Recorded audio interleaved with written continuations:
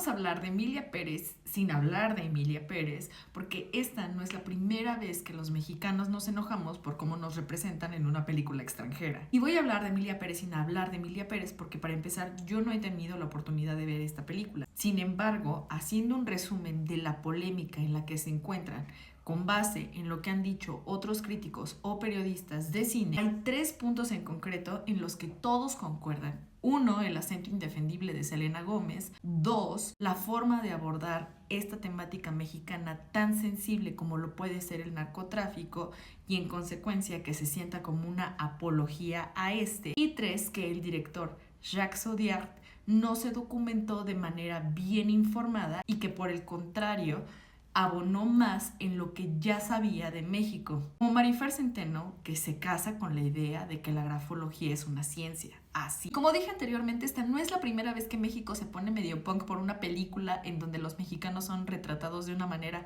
completamente inverosímil, sino que también está ligado a otras cosas como la censura o como Emily in Paris. Y aquí te lo voy a explicar. En los primeros años del cine, México fue filmado por Francia y Estados Unidos, y cuando Hollywood se hizo industria en los 1908, 1909, 1910, se empezaron a hacer películas con narrativas o temáticas en México, ya sea en la Alta California, el territorio que perdió México en la guerra contra Estados Unidos, o también en años recientes para Hollywood como finales del siglo XIX o principios del siglo XX, y eso incluía también la Revolución Mexicana. Fue así como el western se convirtió en el género preferido para producir y reproducir estereotipos acerca del México y de los mexicanos. Y es en este género en donde también aparece el uso desmedido de armas. Es así como tenemos ejemplos en los que aparecen mexicanos como Billy the Kid, en el que los mexicanos son malos, y también The Boys Eye, que también fue una película censurada, pero ya llegaremos a ese punto. Para poder llegar al punto de la censura hay que decir que no había personajes medias tintas, complejos,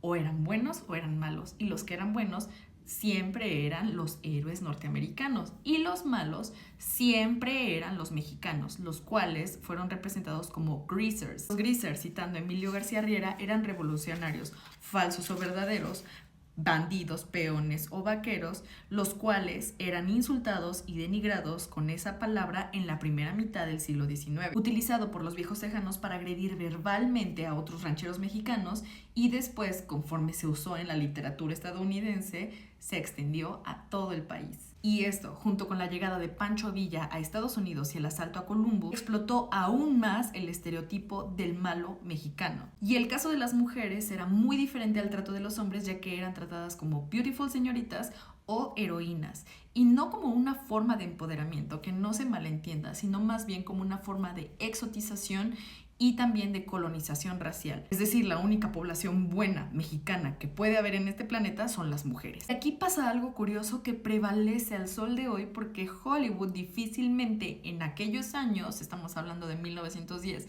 1920 aproximadamente, no contrataba mujeres mexicanas, mujeres nativas, mujeres latinas, sino que más bien contrataba europeas o españolas, y es por eso que confundían a las españolas con mexicanas o latinoamericanas, y de allí que se hicieran las Carmencitas y se entendiera también que la mujer latina siempre era morena, exótica, con trenzas y boquitas rojas. Y por mucho de que se hablara de México, no eran mexicanas. Y es por eso yo creo que a la industria hollywoodense se le hace súper fácil poner a mujeres hispanas como Sofía Gascón, o también hijas de migrantes como Selena Gómez, que nada tienen que ver con la cultura mexicana que están retratando, y que, aparte de todo, no poseen esa sensibilidad ante estas problemáticas. Y algo que también prevalece es la forma de censura que se le está haciendo a Emilia Pérez. En estos años, entre 1910 y 1920, con exactitud en 1916, cuando llega Venustiano Carranza al poder, Hollywood enviaba a México y a otras partes de Latinoamérica películas que eran denigrantes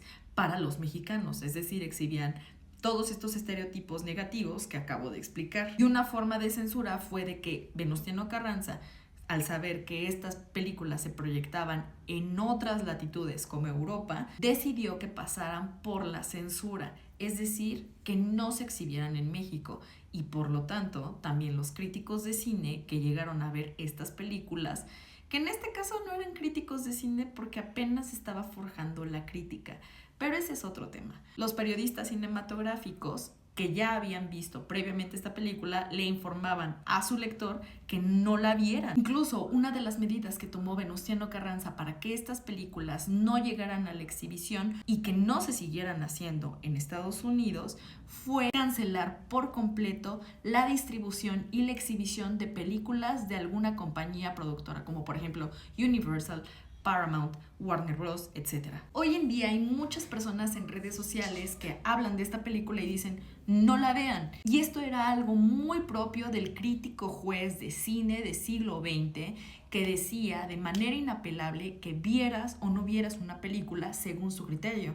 Y entonces, ¿dónde está el criterio propio que nosotros nos forjamos? Y no lleva a pensar a la gente de otras cosas muchísimo más complejas que hay en torno a la película. Es válido que Emilia Pérez no nos guste, pero eso no significa que sea una mala película del todo, simplemente porque no nos gusta cómo nos vemos representados allí. Y si ganó el premio del jurado en Cannes y también está nominada en los Oscars y en los Golden Globes, supongo que algo bueno tiene. Ahora bien, está mal que los extranjeros como franceses, estadounidenses, ingleses hagan películas acerca de México.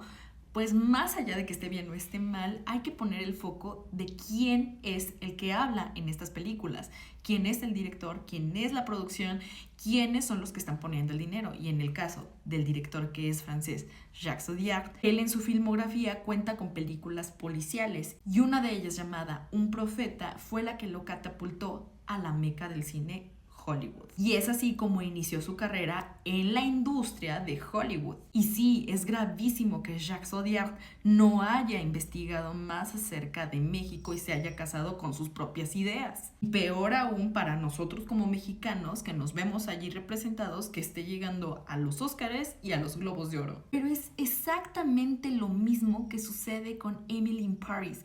Pregúntenle a cualquier francés y va a odiar por completo la forma en la que son retratados los parisinos en esta serie. ¿Por qué? Porque la serie no es francesa, es una serie gringa que reproduce todos los estereotipos de los parisinos, como que sean fumadores compulsivos o que les gusta andarla poniendo en todos lados. La verdad es que yo también odio esa maldita serie. Pero bueno, déjame en los comentarios tú qué opinas acerca de esta película y de esta polémica, y también si quieres que le hagamos una crítica a Emilia Pérez. Y a mí, sígueme para más cine mexicano.